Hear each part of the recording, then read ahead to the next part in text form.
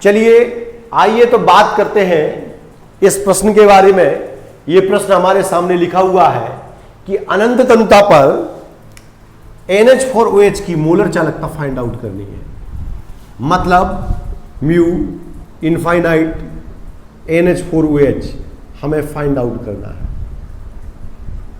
दिया गया है, चलिए इसको थोड़ा और सिस्टमैटिक कर लिया जाए। म्यू इनफाइनाइट NH4OH हमें फाइंड आउट करना है। दिया गया है म्यू इनफाइनाइट BaOH का whole twice 523.28,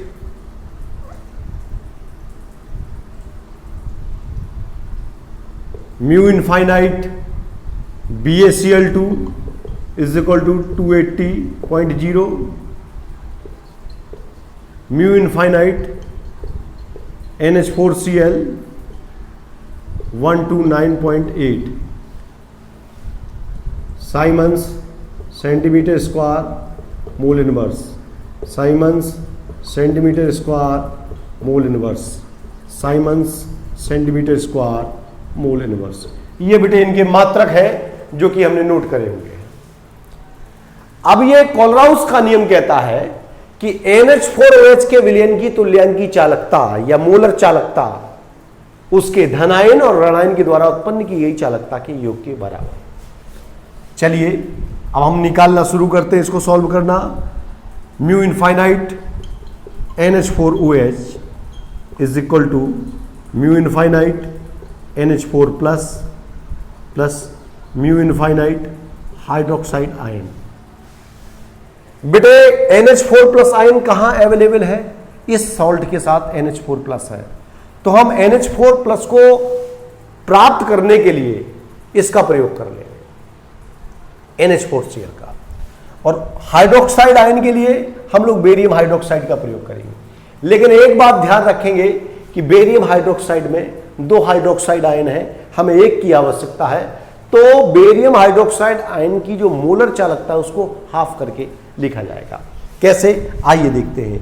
mu infinite NH4OH is equal to mu infinite NH4Cl plus half mu infinite BaOH का होल ट्वाइस माइनस। अब माइनस करने की क्या वजह है भाई? देखिए यहां NH4Cl और यहां बेरियम हाइड्रोक्साइड है, तो NH4 की नीड थी यहां, लेकिन Cl भी जुड़ा हुआ है। यहां हाइड्रोक्साइड आयन की नीड थी, लेकिन बेरियम भी जुड़ा है। तो 2 थे, एक करना था, वो तो मैंने हाफ कर दिया। लेकिन अभी आप देखेंगे यहां बेरियम है, तो बेरियम के सॉल्ट और क्लोराइड को हटाएंगे, उसके लिए हमें BaCl2 की चालकता दी गई। तो ये जो चालकता निकल रही है ये NH4Cl और इसकी है, इसमें से हम बेरियम क्लोराइड की चालकता को माइनस कर देंगे, तो हाफ म्यू इनफाइनाइट BaCl2। अब इसको सॉल्व करेंगे, वैल्यू पुट करना शुरू करेंगे एक एक करके। 129.8 प्लस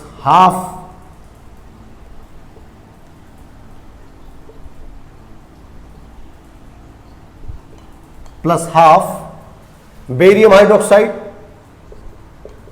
523.28 माइनस हाफ BaCl2 की 280.0। ये वैल्यू इसको हम ठीक करेंगे 129.8 प्लस 523.28 का हाफ कर देंगे, 523.28 का हम हाफ कर देंगे तो आ जाएगा 261.64। ये कैलकुलेशन करने पर इसका हाफ कर देंगे 261.64 आ जाएगा, और इसका कैलकुलेशन करने पर 140 हो जाएगा। अब क्या करेंगे, इन दोनों वैल्यू को हम ऐड कर देंगे, इन दोनों वैल्यू को ऐड कर देंगे, इस वैल्यू को हम माइनस कर देंगे। चलिए देखते हैं क्या होता है।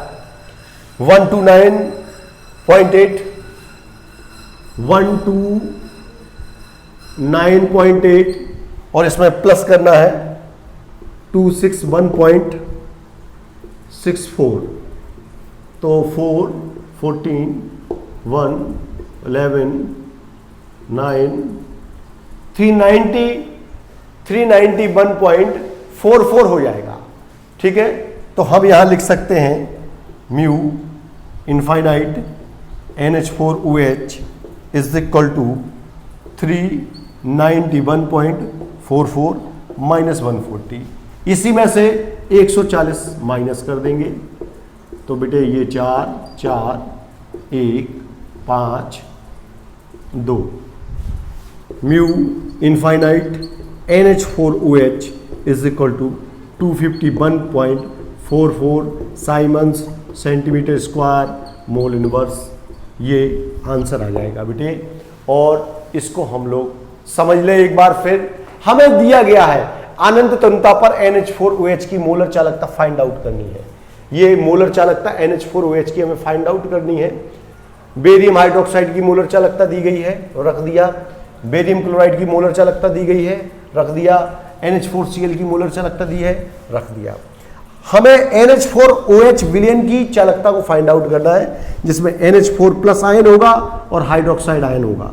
दोनों आयनों की चालकताओं का योग कर देंगे, विलयन के में विद्युत अपघट्ट की चालकता आ जाएगी।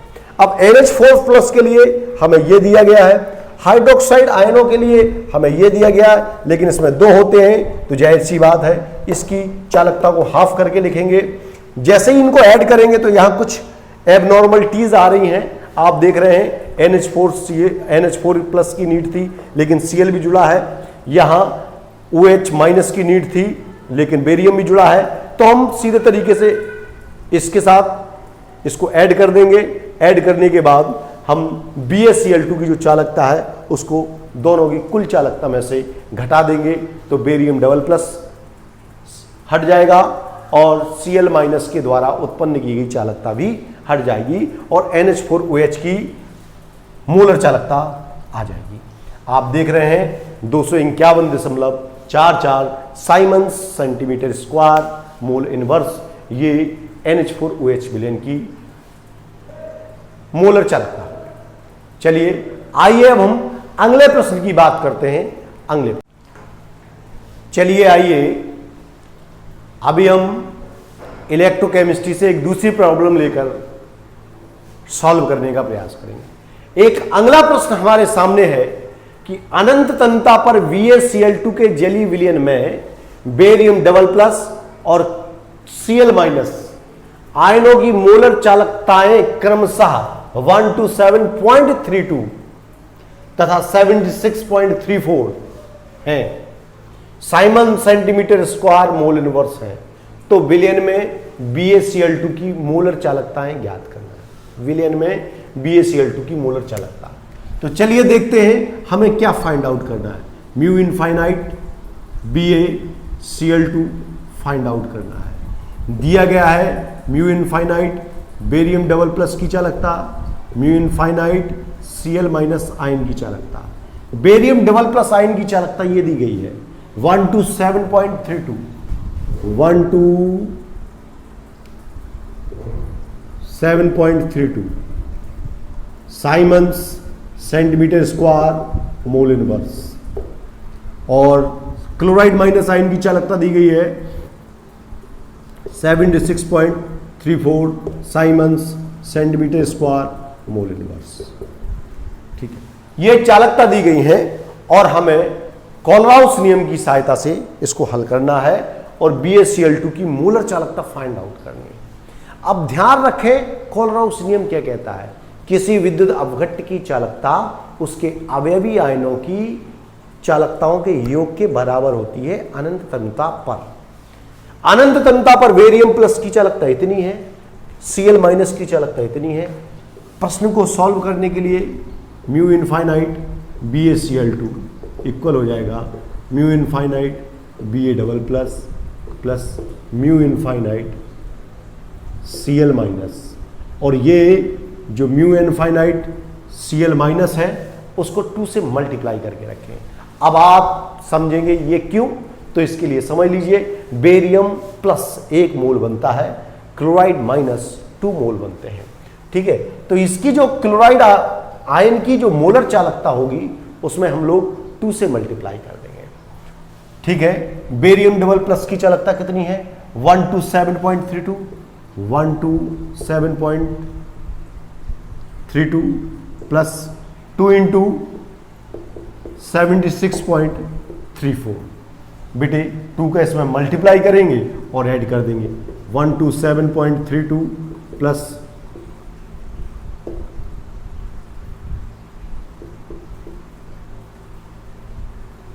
इसको टोटल कर देंगे तो 127.32 152.68 10 10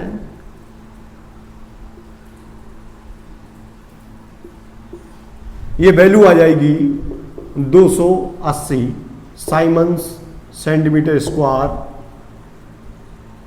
मोल इनवर्स। ये म्यू इनफाइनाइट BaCl2। बेटे ये आंसर हो जाएगा। इसको एक बार फिर समझ लीजिए, अनंत तंता पर BaCl2 के विलयन में बेरियम डबल प्लस और Cl माइनस आयनों की मोलर चालकता दी गई है और हमसे BaCl2 की मोलर चालकता पूछ रहा है, तो एक बेरियम आयन की चालकता रख दीजिए और 2 क्लोराइड आयनों की चालकता रख दीजिए। ये यूं कहें कि क्लोराइड आयनों की चालकता में 2 से गुणा कर दीजिए। इसके बाद सॉल्व कर देंगे। प्रश्न आपके सामने है, आंसर से अत्यधिक सरल प्रश्न है, इसमें और अधिक बताने की आवश्यकता बिल्कुल नहीं है। चलिए अगले प्रश्न की बात करते हैं हम।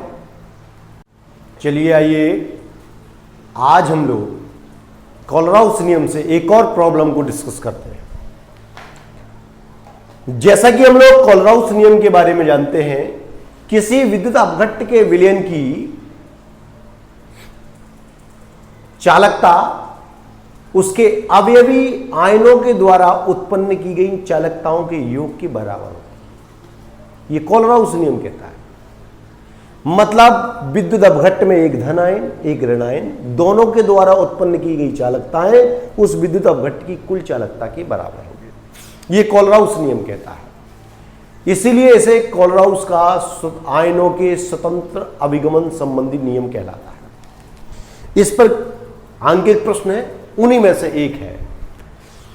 अनंत तन्यता पर, जैसा कि दिख रहा है मेरे बोर्ड पे एक क्वेश्चन लिखा हुआ है, मैंने ये अंकित करने का प्रयास किया है। चलिए, अनंत तन्यता पर NaOH, NaCl, BaCl2 की मोलर चालकताएं क्रमशः 2.481 इंटू 10⁻², 1.265 इंटू 10⁻² तथा 2.80 into 10⁻² Simons centimetre square mole inverse हो, तो बेरियम हाइड्रोक्साइड की अनंत तन्यता पर मोलर चालकताएं ज्ञात करनी है। चलिए, तो हमें मोलर चालकता बेरियम हाइड्रोक्साइड की ज्ञात करनी है, जिसे हम लोग मोलर कंडक्टिविटी कहते हैं, उसको फाइंड आउट करना है। तो हम लोग लिख ले म्यू इनफाइनाइट बेरियम हाइड्रोक्साइड आपको फाइंड आउट करना है, और म्यू इनफाइनाइट NaOH की वैल्यू दी गई है, म्यू इनफाइनाइट NaCl की वैल्यू दी गई है, म्यू इनफाइनाइट BaCl2 की वैल्यू दी गई है। ये वैल्यू आपको दी गई है। NaOH के लिए जो वैल्यू दी गई है वो ये 2.481 इंटू 10⁻²। मात्रक Simons centimetre square mole inverse. NaCl के लिए वैल्यू ये दी गई है 1.265 into 10⁻² Simons centimetre square mole inverse. BaCl2 की वैल्यू ये दी गई है 2.80 into 10⁻² Simons centimetre square mole inverse. ठीक है, ये सारी वैल्यू जो हमें प्रश्न में दी गई हैं, इनकी सहायता से हमें mu infinite barium hydroxide find out करना है।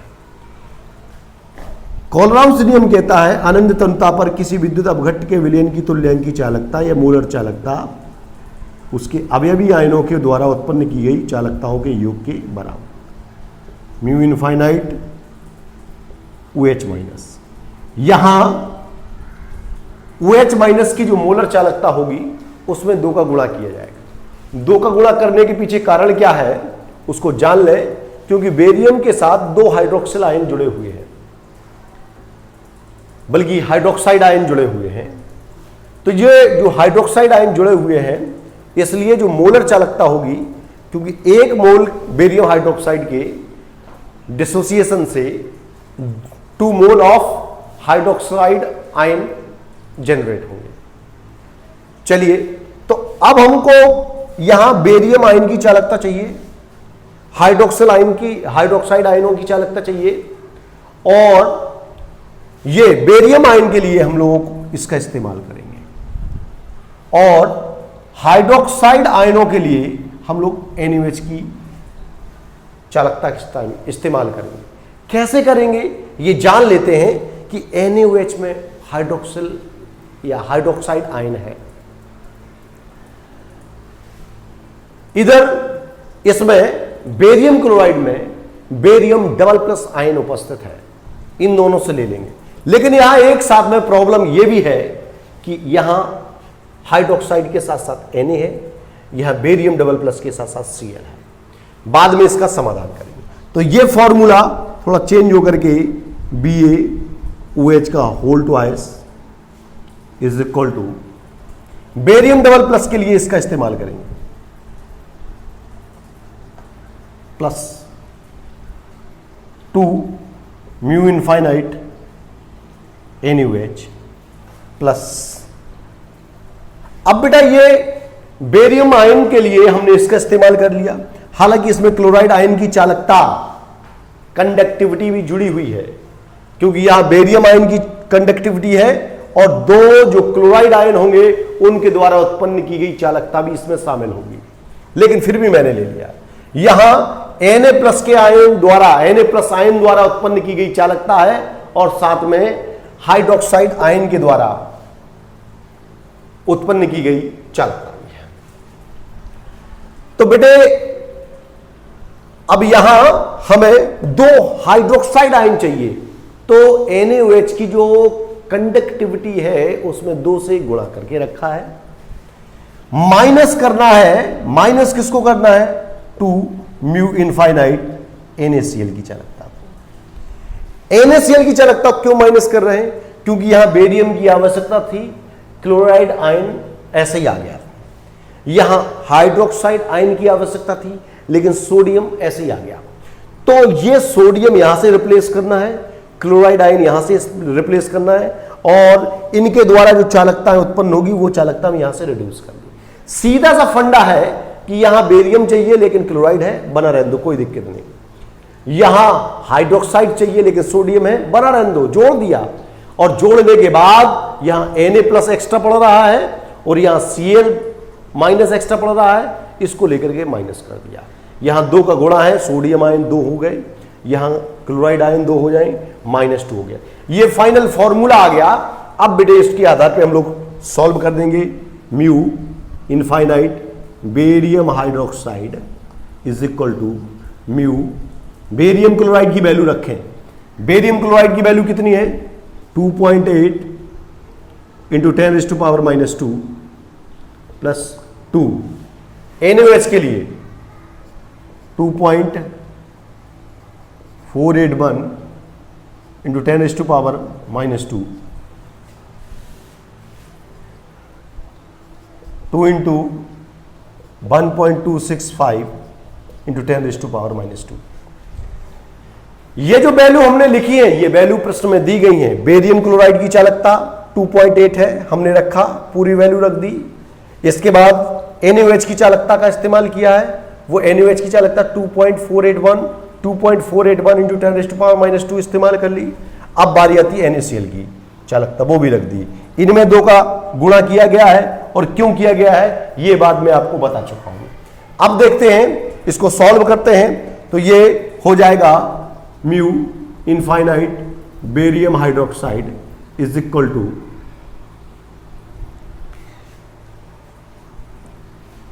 2.8 प्लस ये 10⁻⁻², इसको बाहर निकाल लेंगे कॉमन लेकर के, और ये हो जाएगा 2 का मल्टीप्लाई इसमें कर देंगे 2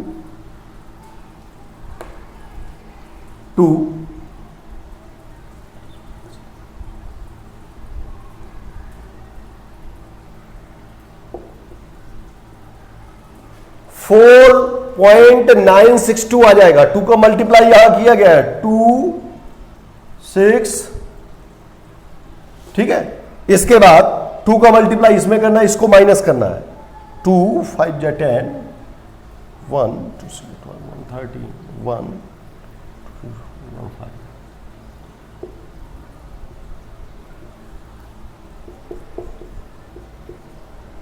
बेटे देखें हमने क्या किया है, 2.8 सीधा रख दिया है, इसका इसमें मल्टीप्लाई करके ये वैल्यू आगे रख दी है, इसका इसमें मल्टीप्लाई करके ये वैल्यू आगे रख दी है, 10⁻⁻², 10⁻⁻², 10⁻⁻², इसको कॉमन लेकर के बाहर निकाल दिया। अब देखते हैं इसको सॉल्व कर देंगे, इन दोनों वैल्यू को जोड़ देंगे, इस वैल्यू को घटा देंगे, तो जोड़ने पे क्या आ जाएगा भाई 2.800 4.962 ऐड कर देंगे 2 6 9 8 17 1 7.762 आ जाएगा, 7.762 माइनस 2.530 और बाहर 10 की घात -2। अब इसमें से वैल्यू हम 2.530 माइनस कर दें 3 2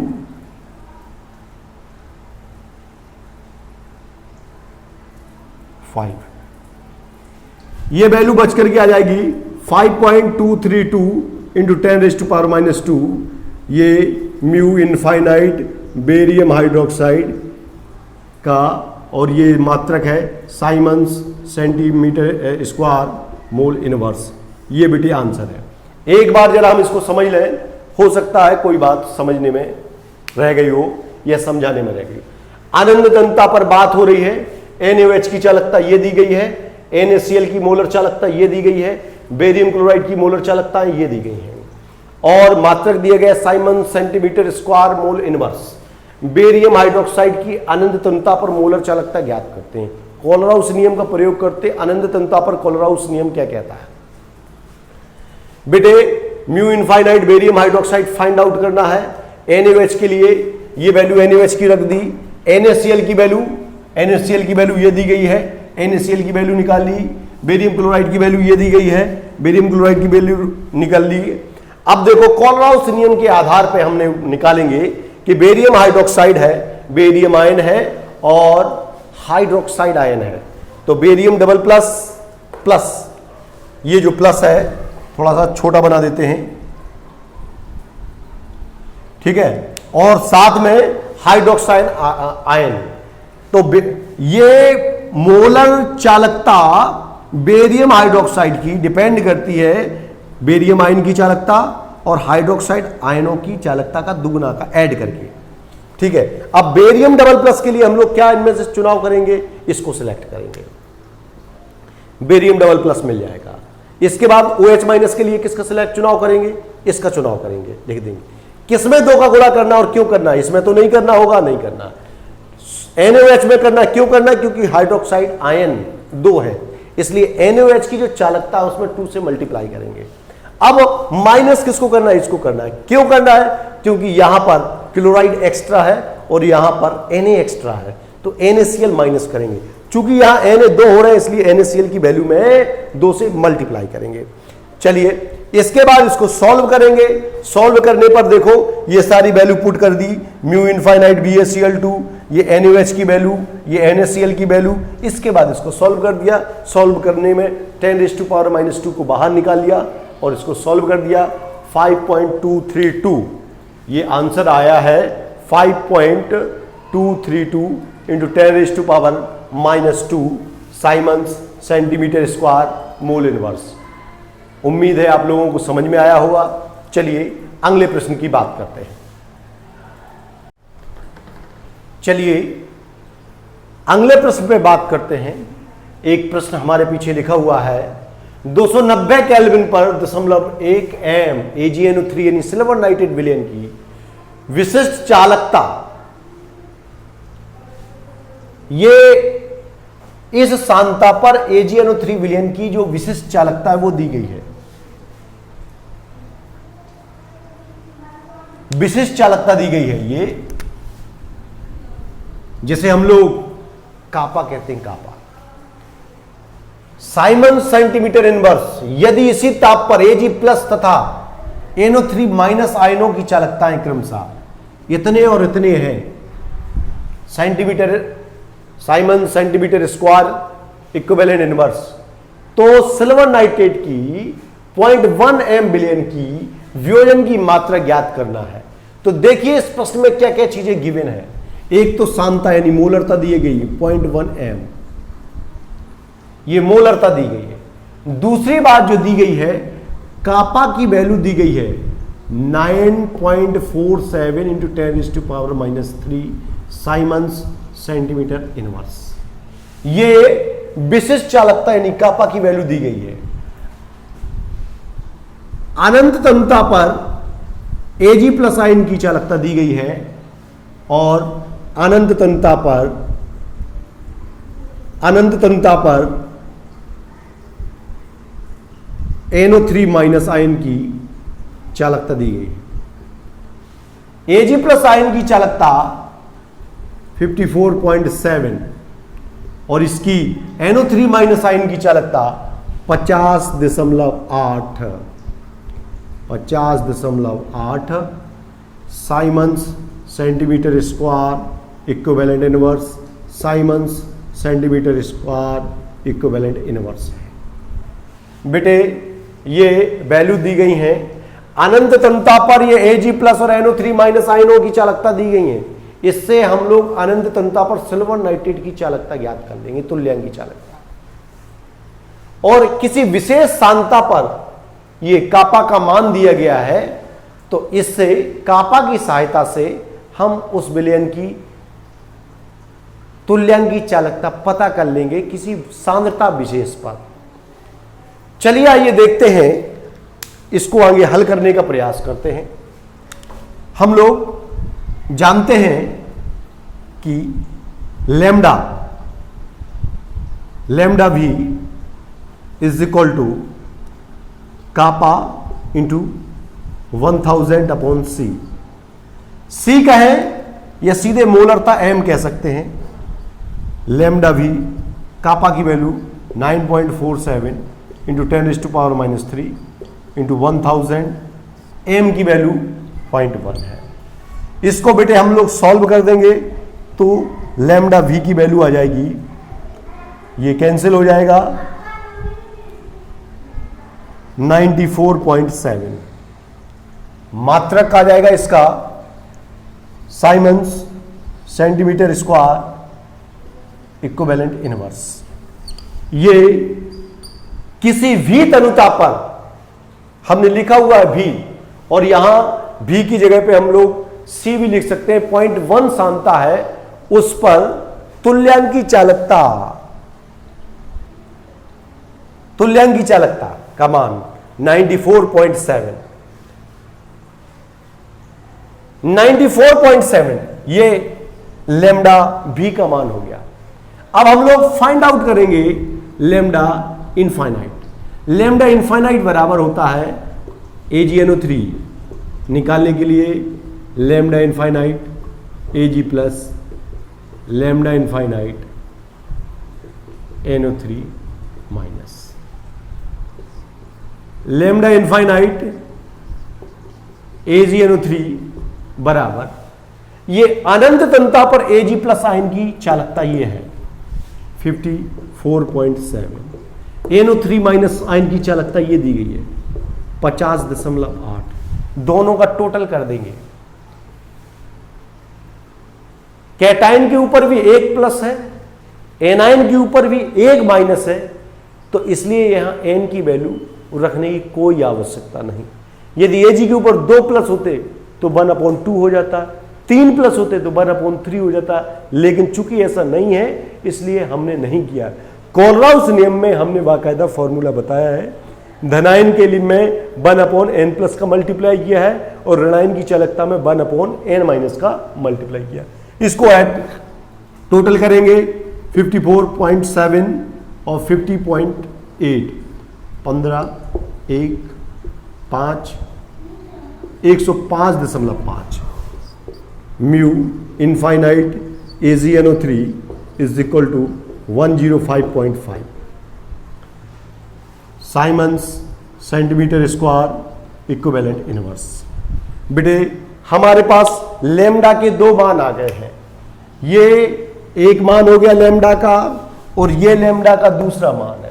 अब ये ध्यान रखेंगे, ये लैम्डा यानी तुल्यांकी चालकता अनंत तनुता पर है और ये लैम्डा यानी तुल्यांकी चालकता भी तनुता कहे, ये 0.1 m सांद्रता पर तुल्यांकी चालकता ये है।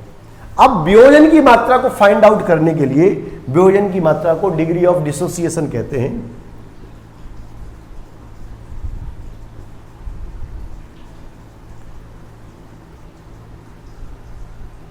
Degree of dissociation alpha is equal to होता है lambda V upon lambda infinite.